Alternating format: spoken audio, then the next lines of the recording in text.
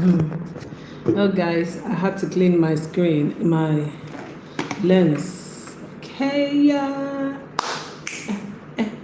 So I'm 2 minutes earlier. Yes, because this platform was frustrating last night, and we're going to continue from right where we stopped. Okay, I'm going to do a kind of recap from the beginning, and I'm taking a different route. If you notice, even the topic is changed, but we are essentially doing the same thing. I'm only going to take it in 5 tools layout. Okay, hi, welcome back to the channel. This is the 5th episode of the Being Chisom business series, where I give you motivational videos telling my story on how I built a multi-million naira business from having zero business experience, no plans, moving to a totally new city and learning through the ropes in 15 years.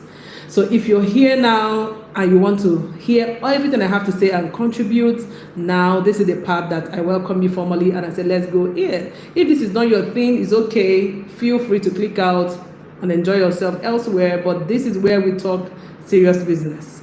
Okay, now I'm using my industry, which is the editing and publishing industry, for an example. Sorry, I get something on my toe. For an example, but that doesn't mean you will not gain anything, even if your industry is fashion or any other, industry. Hi, my name is Chisom Utibe Akah, and this is me telling my story. All right. Now, have you ever thought to yourself, can I convert this ability to spot errors in written script, in spoken language, into serious business?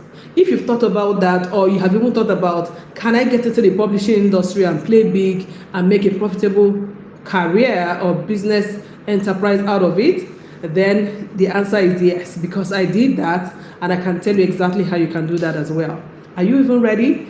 Now, this is Being Chisom, like I said, and this is my 30 days business series where I show you behind the scene, more like telling you the story of what has happened all these 15 years since I started business, right? We have had episode 1 to 4, which I think you should take advantage of after now, and I'm going to be linking them up here also.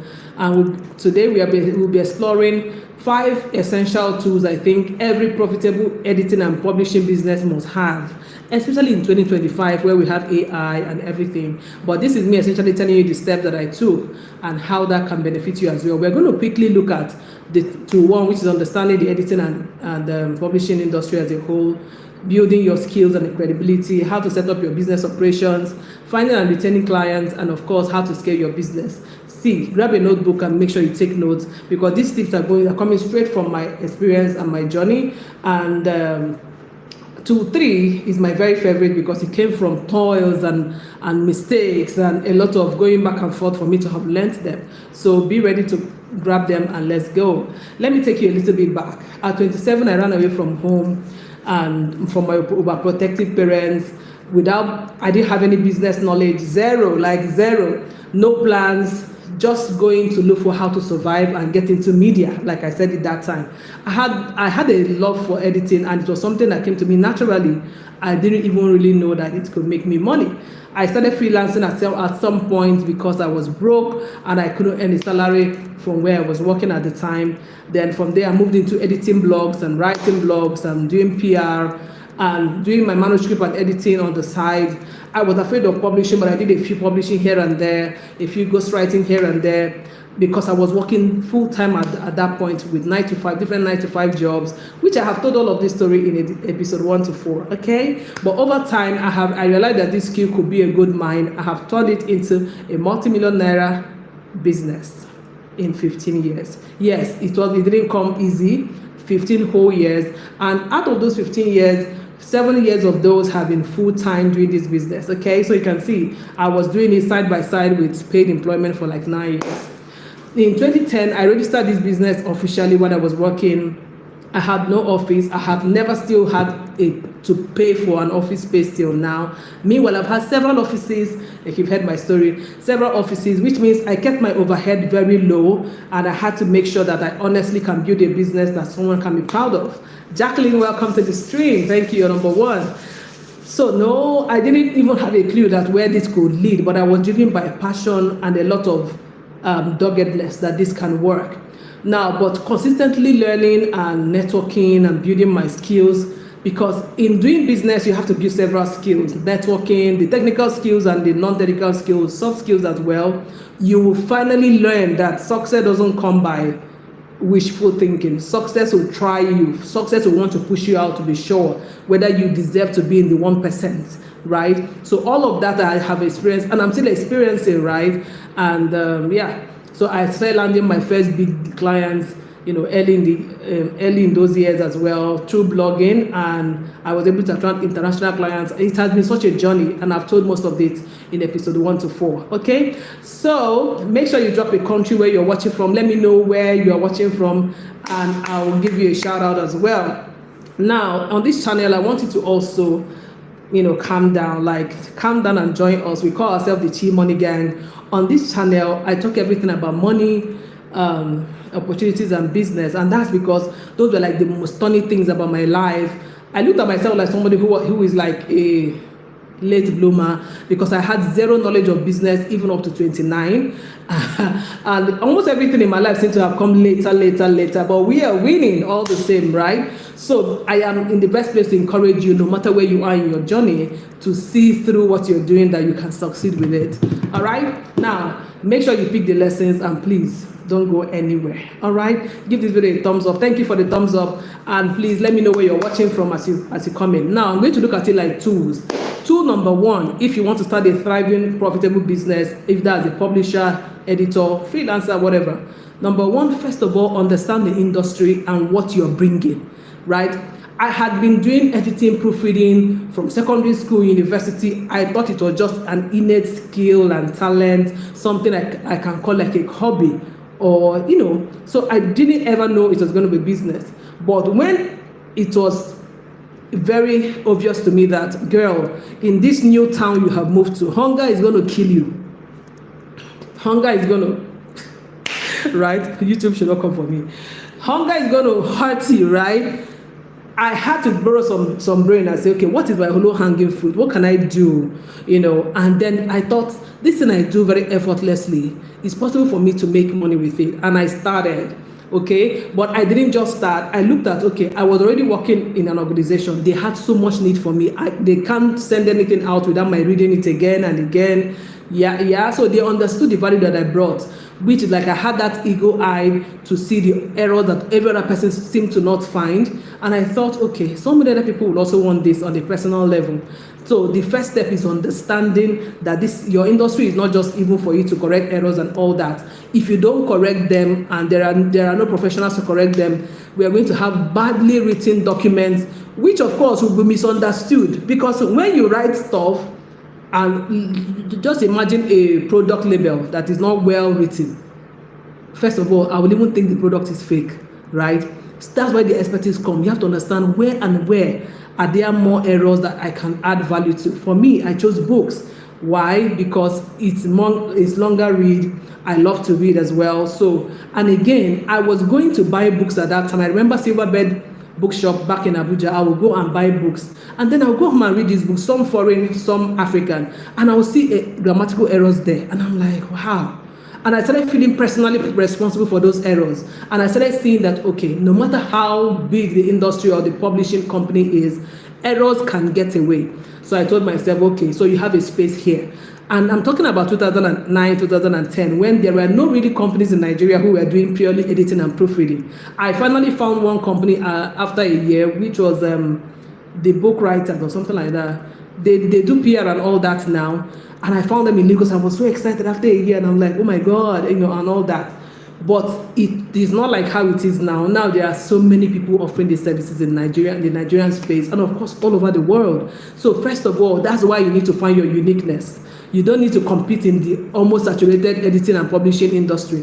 Find that it's not just about fixing errors and all that. What else can you add to make your services received and make you deliver more value, right? So whether you decide that, oh, I want to work with social media people who work in social media and provide content that will drive traffic, because that's the work of an editor as well. You know that might be your superpower, and you can concentrate on that. You can also look at products, like I said, product labels. You can look at people who write technical writings. You can even pitch to Chinese companies. They constantly are selling in English countries like Nigeria, and most of the product coming with, you know what I mean. Look at them. They need the services, right? You can concentrate anywhere you want. If you want to work with books and individuals who are writing memoirs and non-fiction, you pitch your tent there. If you want to work with people who are doing fiction, romance writing and all that, you pitch your tent there. The thing is, find what the industry needs and create your uniqueness from your own expertise, because editing, proofreading, publishing is wide, right? There are different genres, there are different styles, there are different things that are evolving. Even language itself is evolving, right? So whatever you choose to do, make sure that you sit down with yourself, have a conference of one, and say, what do I do easily? Yeah, for me, I started out knowing that I was not so much of not that I don't like to do developmental editing, but I just wouldn't want to take all of the hassle, if you know what I mean. I like to get things done and really fast. So copy editing and proofreading were my thing, right? And I focused on that. It took me only to expand to an agency level at Logos Audible for us to have all of those talents, for me to appreciate it. And then we did that in 2012 or 13, right? And we have one of our biggest developmental editors, Bruno, who is amazing. And we have had so many others after them. So what I'm saying, you must also understand that being an editor, a publisher, means you read books, you sleep books, you dream books. You are not afraid to pick up any book to read. You must be a voracious reader if you want to succeed in this industry, right? And then also make sure you understand the standard English usage of any language that you decide to work on, right? I edit in English and I edit in Igbo language. Okay, so I understand. I try to learn. That's where learning comes. So you must constantly develop yourself. Learn what. Sylvia, hi. Welcome to the stream. So you have to constantly learn what are the standard usage of language in those languages you choose to work with, right? And in trying to understand it means you have to read wildly. You don't need to read specific genres, specific industries, because you need to master register. You have to master genres. You need to master cities, names, context, so that when a writer gives you their work, you're not feeling alien to the work. You already know what they are saying. And of course, need I say, you must also be very vast with research. You must know and understand the tools you can use to find out anything you need to find out, because see, in this age, information is no longer the problem. So if you don't even know where to find information, then sis, bro, please level up, right? Level up in this industry is not for the faint-hearted. It's not something you do buy and all that. Now, if you also want to know, you also want to know which industries or which aspects of publishing am I likely to turn over profit faster. These are things you have to also research before you start, right? But it's not like as hard as I'm saying it, but I have to bring them to your notice so that you do them and you can make you can hit the ground running fast. So you can figure out what you can offer and you can make your offer very attractive. Number two, we already shared this part in the other, in the real session at night, which we are cut off from network. So this is a follow-up, but I'm still recapping. Now, the second tool is that you need to build your skills and the ability for people to trust you. Babe, if nobody trusts you because they haven't seen what you've done before, or they just believe that, how come I can't find them on social media? They try to look to check out your portfolio, they can't find you. They interact with you, you don't really respond fast. The likelihood that they're going to give you their intellectual property is zero, almost zero, trust me. So if you're starting out, make sure you hone your skills, and you do that by actually editing, actually writing, actually trying to learn publishing and work with people that publish and learn the ropes. You don't do it sitting at home and wishing. Also research, okay? Work with other people who are doing this to learn how they are doing it and improve your skill. You have to constantly write then come back and edit in different levels, take other people's work, edit for them for free, right? Volunteer to write in your church. I'm sure your church has media. Work in your church media. I have been working in my church media since 2014, right? 2 different cities now, and it has also helped me. I mean, it brings me to the forefront very fast, because the minute I jump the team, it looks like, everything content writing, we finally have like a guru. It's humbling, but it's what it is, and it comes from years and years of practice. Okay, I mean, years of not being afraid to put yourself out there. I have times that I write on social media, and some people will inbox me and say, "Oh, there was a typo in this. There was an omission in this. Correct it." And I go back and correct it.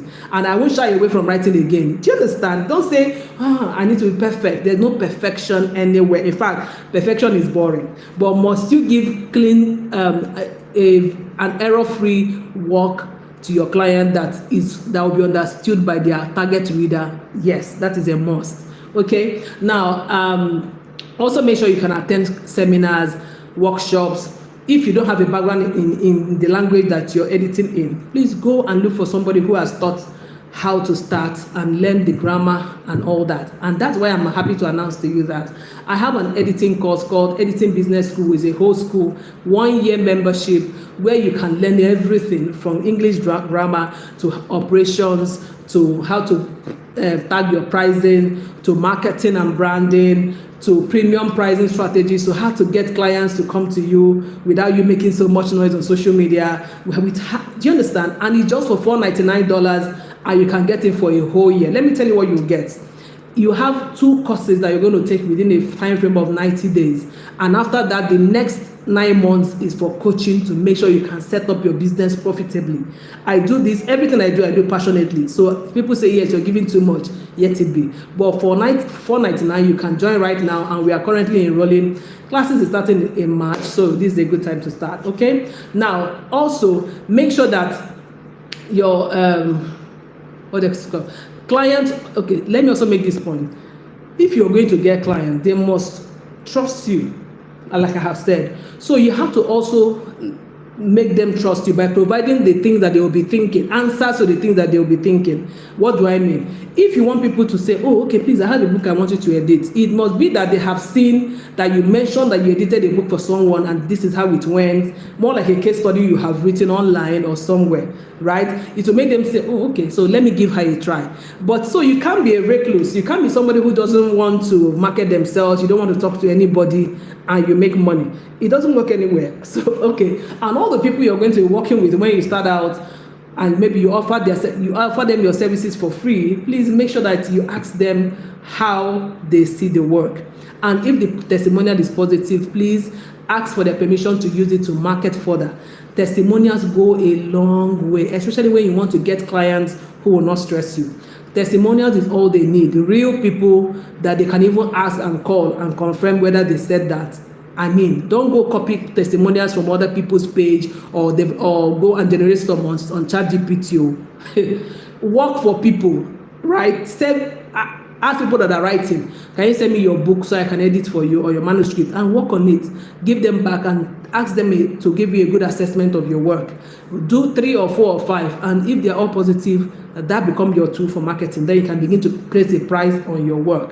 Okay, that is how to build a portfolio. All right, now that is 2. And okay, adding to the second tool as well about credibility, you must make sure that this is something I wish I did. This is just a pro tip.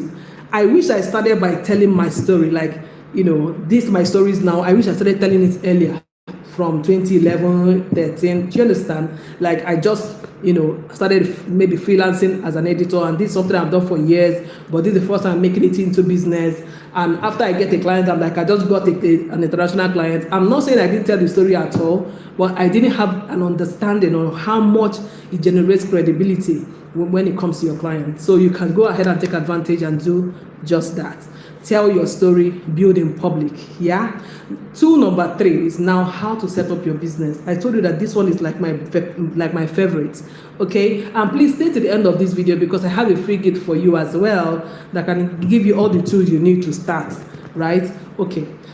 Set up your operations. How do you set up your operation? This was where we were last night when the internet cut us off. Okay, so I'm going to still recap it.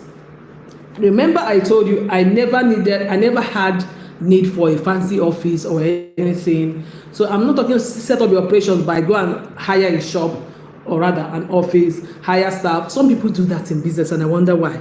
Like, you go and hire people, front desk, operation, give them names, then go to a place and wake up every day and work from there without even having a single client. How? If you don't have a client, you've not started selling, and you're depending on an office space first because you sell, you're doing the thing upside down. People did that traditionally in those days, but it didn't really bring any real wealth, if you trust me. Because what you're selling is not an inventory business that you have to take load and offload somewhere or pack anywhere. So that shouldn't be your brother. When I say operations, listen to what I'm trying to say. I currently manage my team remotely. People I've started working with, most of them, I'm still working with them 10 years down the line. Most of them have changed cities and countries. So I run a global remote team. There is no, even if one client have 10 titles of book they want to deliver this year, we are capable to handle all. And we don't need to come to an office. I mean, why do we have Google Meet, Slack, Teams, all that? That has helped a whole lot. We live in 21st century AI-driven year. This is 2025, guys. So please maximize all the tools you can get. As little as WhatsApp is, Mark will slap me if I say it's little.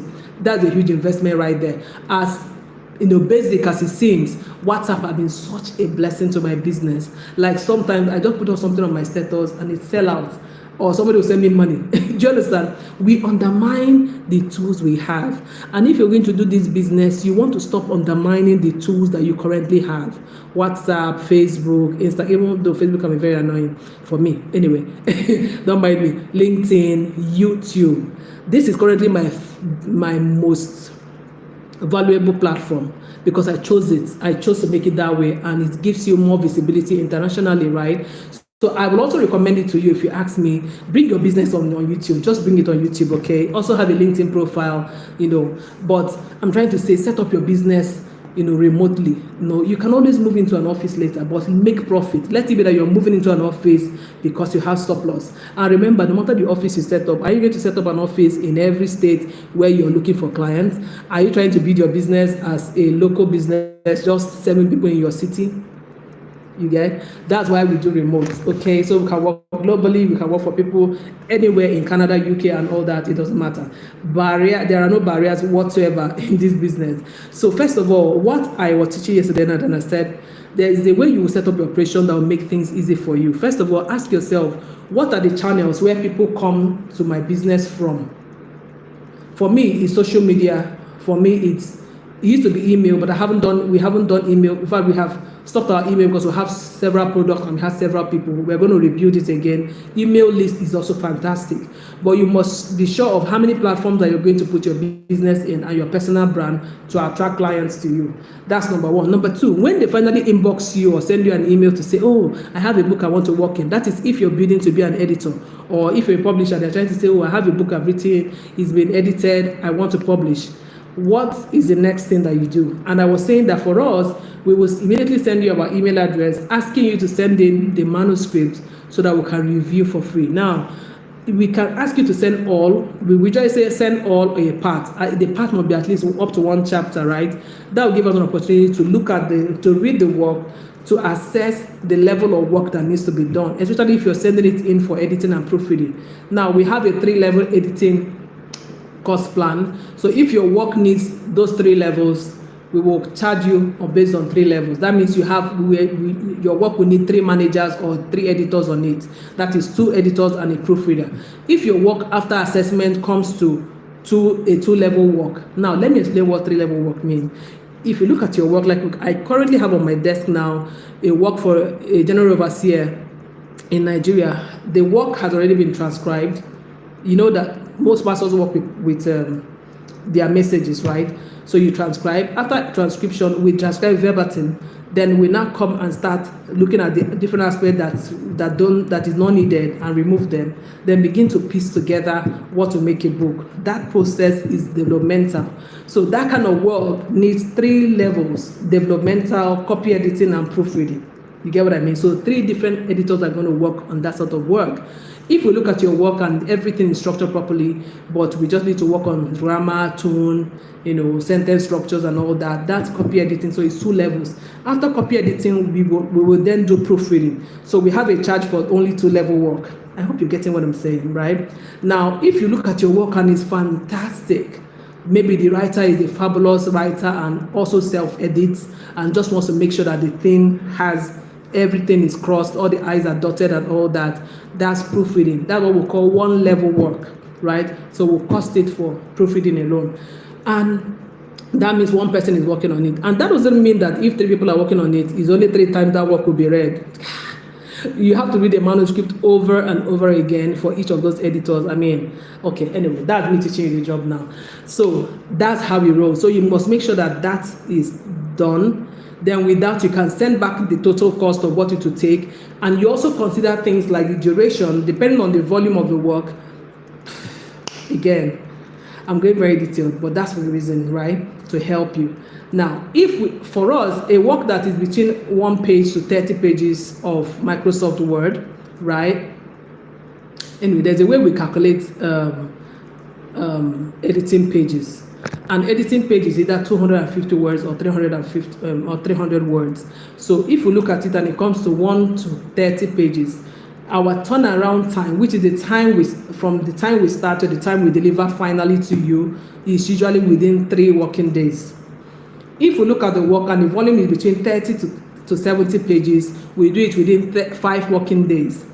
If it's between 70 pages to about 120 pages, like that, we have different time. So we also use that to now tell you the cost, the time frame, the turnaround time for delivering your work back to you, which has an intermittent time where we are going to send back to you, the author, to make suggestions, to let you accept some of the suggestions we are making, and for you to make further input and to okay and approve the work before we finish. All that is factored into the turnaround time. So we will let you know that timeline. We will also send our contract to you, and we will send you a formal invoice. Right? Now, when you look at the invoice and you think it's okay, of course, our invoice also has terms and conditions. You have a deposit that you have the one you finish paying. When you look at it and you say, oh, it's okay, and you make the deposit, you also have to fill the agreement form and send back, and then your work starts. Your work is keyed in to start on the day we get both the costs, or rather the fee and the form. Most times clients pay first before they fill the form, but we let them know that, see, until the form comes, we really can't handle your intellectual property, because we understand, how that can be, okay? And we do that to make sure that we get everything documented at the right time. So now the next thing you do after that, you have to do after that is, when you set them back, then they get back to you, then you start working. So this is our own system at Logo Studiables. Whatever works for you, please do. Make sure you set it up step by step in a way that even if you're not in the office, somebody working with you can look at the chart and know what it is to do when a client makes inquiries, what to do, the template of the email to send and how it goes, and all of that, so that you have a work culture that is very efficient. Now, the next thing you have to do in setting up your operations is set up your offers. What are you offering? Are you offering proofreading services alone? Are you offering developmental copy editing and proofreading as well? Are you offering the whole spectrum of publishing, design, all that? Are you doing 360 like we are doing at Logo Studiables, where we are offering clients who don't have time? We're offering them time to interview them and package their book from writing, editing, design, printing, marketing, promo, everything. Whatever it is, decide on what your offers are. You can also be like me, because I started with proofreading and editing alone. Then over the years, I grew into publishing, ghostwriting and publishing. So look at all your offers. It could be ghostwriting services on the side, one way. It can be proofreading and editing, proofreading alone, editing also. It can be publishing. It can even be book consultancy, where people just come to you and say, I've written this. What do you think about the cover? Is it nice? Is it this? You give your advice, your expert advice on what they should do. Like somebody asked me one day, should a book title have punctuation? Like, let's say the name of the book is, are you, or is it like a question? Should you put question mark obviously there?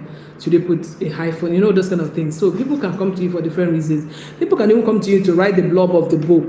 That do you think this blurb will sell? The blurb is the marketing copy you have at the back of a book that can make somebody want to buy a book, right? So set up your offer, and also make sure you price competitively. Don't price yourself out of the market by being so high, but also don't charge too low. And in fact, don't charge at the same level where everybody is charging. Differentiate your market and get the kind of client that can pay you your overhead, considering the time you put in, considering your years of expertise and all of that. And in pricing, when it comes to editing or proofreading, we charge usually by per word or per page or per project, right? So you can decide on what you want to charge per word, so that if somebody's work is 40,000 words, you just multiply by 40,000 and you have the total cost the person should pay you. That you can also do per page, but per page is technical, because you have to know that per page is not the page you're seeing on A4 computer size work. It is either 250 words or 300 words, and you have to choose a particular one. You don't go this or that, right? Some people use 250 for if they are doing fiction, some do 300 words if you are doing non-fiction, but at my company we choose just one, and it's been working for us. Okay, and another thing you need to do is also to make sure you use tools that will help you to be efficient, like Trello. I mean, some people also have other tools. Trello will help you to make sure that your projects are all time bound and you can look at them and know where you stopped and where you are at every point. Trello is also free, so you can easily use it. WhatsApp voice notes can do with oh my gosh, I use WhatsApp voice notes to interview high caliber people. Their book interviews for those we are writing books for. I mean, WhatsApp is an amazing tool. You can use Zoom when you want to get their full brief. You can bring them on a Zoom call and get their briefs and all that. All that you can also record as well. Canva is such an amazing tool. There's nothing you can do in Canva really beyond even the design. So there are so many tools you can use. Author.ai, should I mention that? If you don't know, that's a secret source of trying to transcribe anything. So someone can give you a work to transcribe. Exactly, especially if you offer transcription services as well, use Otter.ai, OTTER.ai to do that. We have been doing this for years. Yeah. Also, I use WhatsApp also in Logos Audibles to funnel our clients. So we also use that to categorize our clients according to those we're already working for, those that are prospects, those that have shown interest, you know what I mean, and put them in that way so that we don't forget. Understand who you want to serve. That's another way to know your operations. You can't serve everybody. So look at, are you serving the education sector, right? Are you serving CEOs and business as executives? Are you serving manufacturers who make products and need record labels? Be specific about who you want to serve. See, this mistake I made, you shouldn't make it. Don't be a generalist. The earlier you're a specialist, the more money you will make. Okay. Now, also decide whether you want to work alone or you want to work with a group of other people like an agency. If you want to work with a group of other people as an agency, I would highly recommend that. I'll hardly say kudos, because working alone can make you burn out. It can also restrict you and you won't make as much money as before. But it depends on how you structure it as well. When you come on the course, if you're going to come, I will teach you how to put all of that structure in place and manage people that you're paying and still have enough profit for yourself than working totally alone. Okay.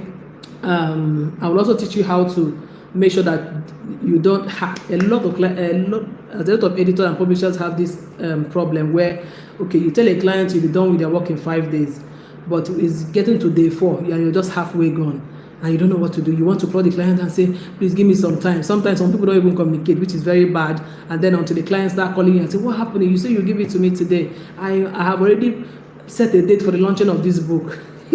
Please don't make those mistakes we made earlier in the days. It's better you under promise and over deliver, and that's always what I recommend. If you know that this work will take you at your laziest 2 weeks to do, please tell the client it's ready in 3 weeks and then deliver it in 2 weeks. You know what I mean? That will make them feel like, oh my God, this is so amazing. I have already included the free tool I wanted to give you in the comments. If you look in the comments, you're going to see it with my name in yellow. Download the Freelance Book Editing Business Toolkit. Go ahead and download it right now. Okay. Now, tool 4. How do you get clients? For me, this is a big question because How did I start? Word of mouth. Oh. I was walking around telling people, oh, I did books. Are you writing books or do you write magazines? And I did a lot of magazines and books and poetry and drama in the beginning because of the kind of people I met as well. Word of mouth marketing is next to none. The only thing is that you can't scale it, right? But of course you can scale it using videos like this online, right? Hey, but that time it was just physical. I was not really, there was no, all of these platforms were not even there.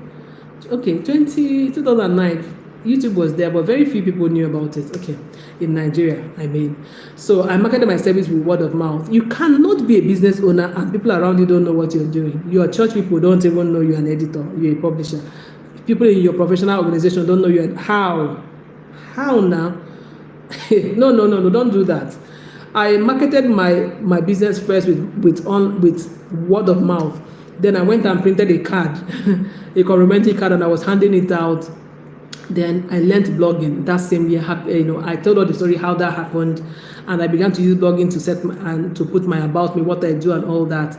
And that was what attracted the first international client I had, Mrs. Adiola. She lives in the UK, right? So blogging, talking about what you do, using social media, word of mouth, build a personal brand as an editor and publisher. It will really help your business. Let me even say this, because if you're hoping to get into mainstream with the name of your company online, many people it might not grow fast like when you use your name, right? Because people like to buy from people. People like to associate with people. That's just who we are, right? Also join like writing communities where they actually use the services of editors as well, on LinkedIn and all that. I joined a few that I hardly visit, and I'm hoping not everybody's like me, but it works and all that. Don't underestimate the power of word of mouth marketing. Do videos on Facebook, on any platform that you belong. Set up your phone camera and just talk about what you do. Keep talking about it. Keep talking about it. People will reach out to you by and by. The thing is, you think you will see it immediately. No, people will take notes, because either at that time they're not writing or they don't have a need for it, but immediately they have somebody who needs it, you will come to their mind and they say, yes, I remember I saw her video on this. They will recommend you. People will recommend you in boardrooms where you have never been, where you are not, and you'll be shocked the day you'll be getting the DMs and the calls. So keep putting yourself out there. Keep saying, I'm the best at this. This is what I do. I deliver this. These are the people I'm working with. Show people behind the scenes of what you do, and just keep putting yourself out there. And and you'll see the magic. And in part of your finding clients, tell clients your story. I think I mentioned that a bit. Be clear about what it is that you're setting out to do, who you're working with, and how you go about doing it, including the damn times you have, including the times that you fail, including the times that light went off, including the time that a client wasn't happy with with your work and how you had to amend it.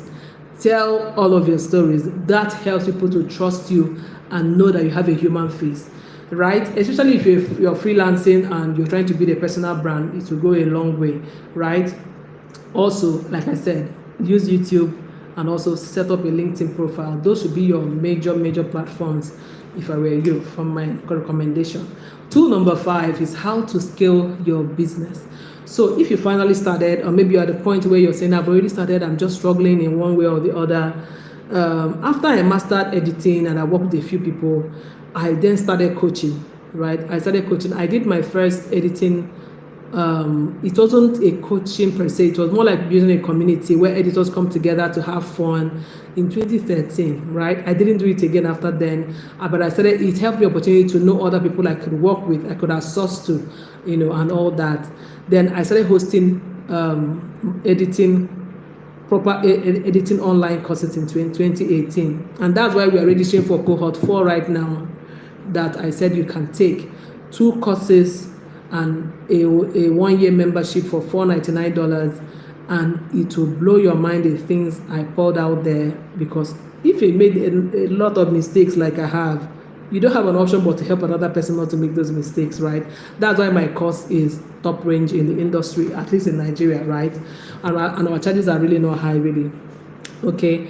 You have to learn to diversify your income. At the point when you have mastered editing, you've gotten clients, you made money, I started coaching. So you can take that route if coaching is your thing. If you're somebody that likes to teach, obviously you can say I like to teach. That part of why I'm doing this story series. I like to talk, I like to share what I'm learning.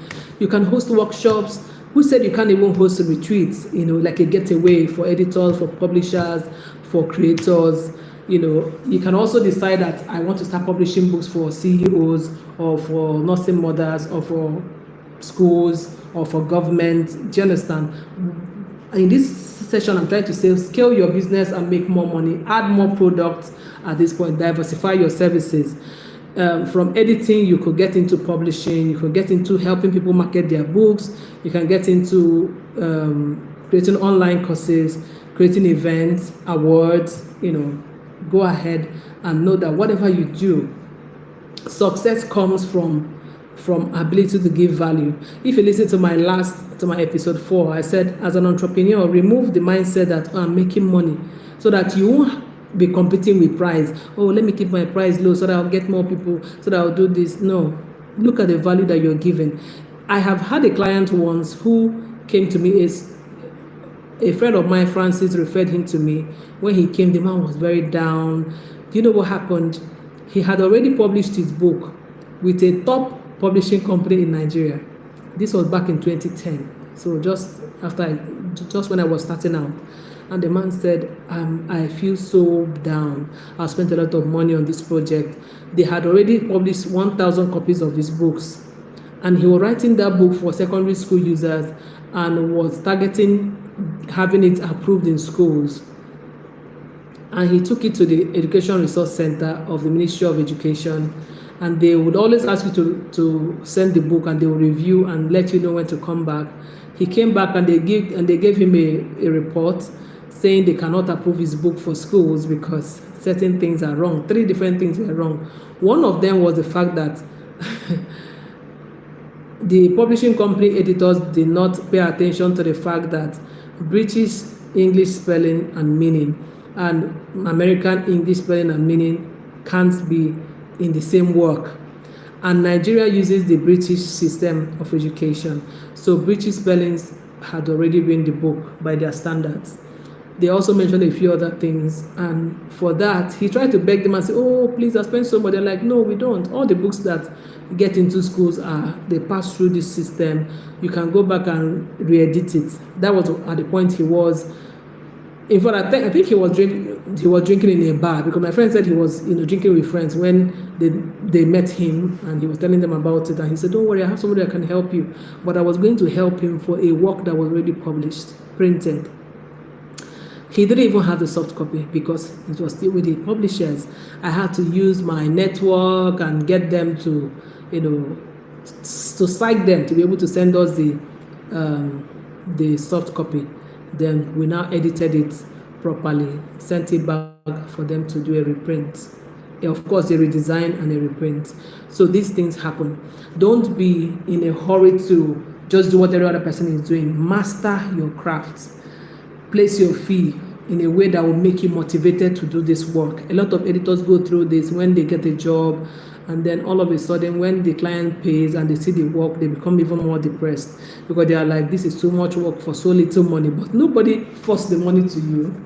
You are the one that said this was your fee and your client paid, right? So these are some of the things I want you to do. Make sure you go download the Freelance Book Editors Editing Business Toolkit. It's for free. Now is your turn. Let me know in the comment section. Which of these steps are you going to take? Which of these tools are you going to use? Let me know in the comment section. Do you have questions for me? I'm ready to take them. Questions for me? Let's talk about it. Even if your business is not in publishing, trust me, I can help. I can help. Yeah, I hope you found value. Please hit the like button if you did. And have you joined my community yet? Tap the subscribe button and join this community. Also tap the bell button so that you always get notifications every time I go live or anytime I drop a new video or even a shorts, right? Please go ahead and do that. Now, share with me what your experience has been in business as well. Where are you struggling? Where do you think you could ask me? I've been doing business for 15 years, so you can ask me questions, right? I know a thing or two about different businesses, trust me. And this is not my only business really, so I can help you. All right, so 5 minutes more and I'll be taking questions. If you don't have questions, after 5 minutes, I'll take it that everything is clear. But let me know which of these tools are you going to employ, which of them really resonated with you. Let me know. Okay? Let me know. Then don't forget tonight, by 9 p.m. Nigerian time, I will be live with the 6th episode of this Being Chisom series. I'm grateful for what we have come, how far we have come. Let me look at my notes and let me give you some expo about what we'll be treating at night. Let me look at the thumbnail that was designed for it, so I'll let you be the first to know. I'm waiting for your questions while I'm doing this. I'm waiting for your questions. I'm waiting for your questions. Are you ready here? I'm waiting for your questions. I'm waiting for your questions. Any questions? Any questions? I'm waiting for them. I am waiting for your questions. I'm waiting for your questions. I'm waiting for your questions. 4 minutes to go. 4 minutes to go. I'm waiting for your questions. I'm waiting for your questions. Ask me now. I'm waiting for your questions. I'm waiting for your questions. 3 minutes more. Questions. Ask me any business questions, anywhere you're struggling, whether you're starting out or you're already there. Ask me the questions so that I can tell you what we're talking about tonight. Are you ready there? Oh my God. Still 3 minutes to go. I'll be offline in exactly 3 minutes. Either if I don't get any questions, that is. I'm waiting for your questions. I'm waiting for your questions. I'm waiting for any questions. 2 minutes to go. I'm waiting for your questions. Please go watch the episode 1 to 4. I've spoken about why I ran away from home at 27. I've spoken about why I arrived in a big city and how I was able to navigate all of that to be able to start up my business. I talked about why at the moment I decided that I was not going to do a 9-to-5 job anymore. Okay. And I also talked about the mistakes I made in business before I talked about how to set up a profitable editing and publishing business like I have done. So let me know how many minutes more. Still 2 minutes to go.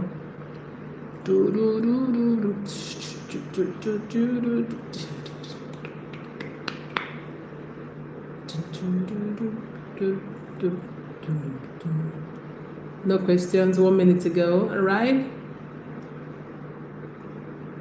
All right. So tonight we'll be talking about how I made millions in my company without an office and without any full-time paid staff. Okay, you want to hear all about it, and I'm going to be sharing them tonight, 9 p.m. Nigerian time. Don't forget to join. Please share this link to somebody who is in business, who this will be of help to, and I'll see you later, 9 p.m. Bye.